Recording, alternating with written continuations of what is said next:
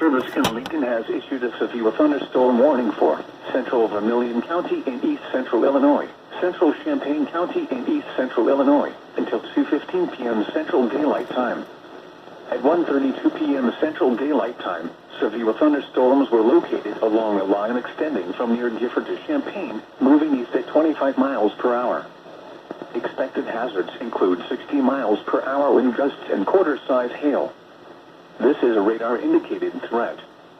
The following impacts are expected. Hail damage to vehicles is expected. Expect wind damage to roofs, siding, and trees.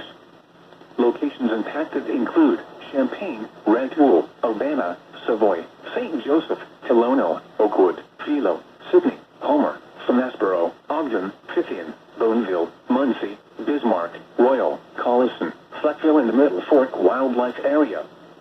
This includes the following highways: Interstate 57 between mile markers 229 and 249. Interstate 72 between mile markers 178 and 182. Interstate 74 between mile markers 176 and 207. For your protection, move to an interior room on the lowest floor of a building. Repeating, a severe thunderstorm warning has been issued until 2:15 p.m. Central Daylight Time for the following county: Vermilion, Illinois.